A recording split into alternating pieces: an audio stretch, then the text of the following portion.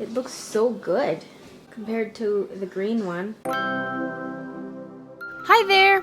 In this video, I'll show you how I updated my kitchen where I spent $10 and used things from the dollar store. Budgets can be tight with a busy young family, and spending money on cosmetic updates just doesn't end up very high on a priority list. I just got these marble contact paper from Dollarama because I live in Canada. They were $1.25 each, and I ended up using 5 of them for the size of backsplash that I have. I started by clearing everything off of the counters and washing the tiles. I ended up washing the tiles, especially behind the stove, 5 times because of all the oils and things that have built up. I know there are tile kits out there where you can just paint over your tiles, but currently that's just not in my budget, so I decided to try this instead. As you can maybe see, we had painted over these cabinets and countertops when we first bought the house. This is what it looked like before. We did that over 5 years ago, and it still looks good for the most part. It was quite dark. I moved my stove so I could work easier, and behind the stove was pretty nasty, so I was able to give that a really good cleaning. For this project, I used a cutting knife, scissors, sponge, dish soap, scraper, measuring tape, wet cloth, a drill, an audiobook to listen to, distractions for my toddler, and a lot of patience. The scraper also really helped me a lot with the caked on crusty stuff. I used 5 rolls of contact paper at $1.25, total $6.25, and I got 3 LED push lights, also at $1.25, total $3.75, for a combined total of $10. All of my tools that I used also came from the dollar store, so if you don't have one of these things in your home already, you can totally pick it up for cheap too. The backsplash I have is tile, and there is some texture, just some light veins, but it's very minimal that if you run your fingers over it, it still feels very smooth. If you have crazy texture on your backsplash, or if there are embellishments that stick out a lot, I don't imagine it would really work. One of my concerns too was that the paper was quite thin, but it did a pretty good job hiding the green. The paper was also very forgiving with repositioning, which I had to do a lot of.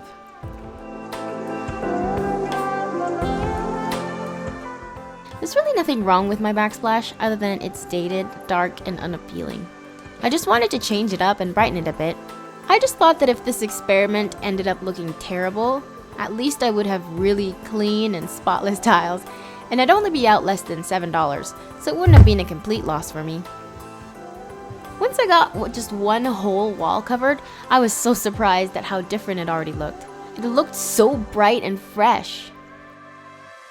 I just peeled off the first inch of the backing so that the adhesive could stick on the tile, but then I could still easily take it off and reposition it. It stuck well to the tile, and as long as I went slowly, I didn't have any bubbles.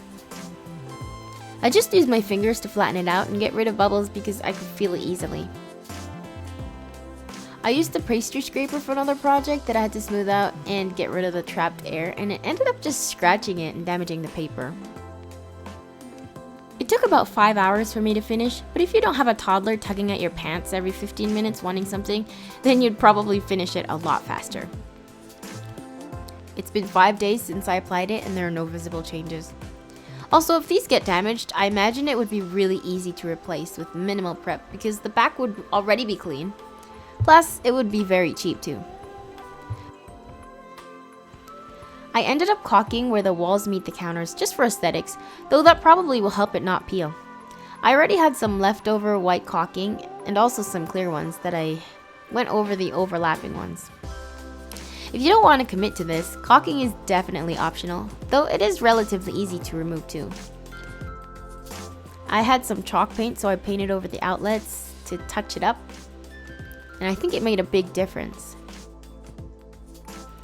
My husband has been wanting some under the cabinet lights, so I just picked up some LED push lights from Dollar Tree, and I was pleasantly surprised at how bright they were.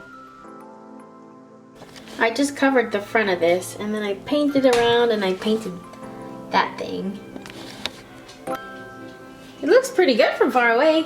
There are these things like this, but I just put this here and you hardly notice. Right?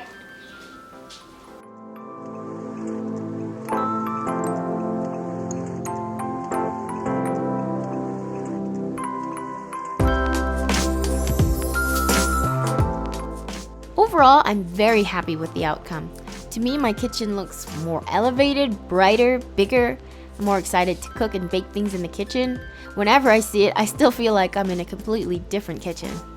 The next thing I'll probably do is paint the window trims white. If you enjoyed this video, definitely give it a thumbs up. Also, if you want more videos like this one, please subscribe and hit the notification button. Thank you so much for watching, and I hope you have a marvelous day. Bye! Why didn't I do this earlier? What do you think? Do you like it? What do you think? Yeah? Oh. Okay, let's sweep the floor, okay? Okay. Okay. Yeah.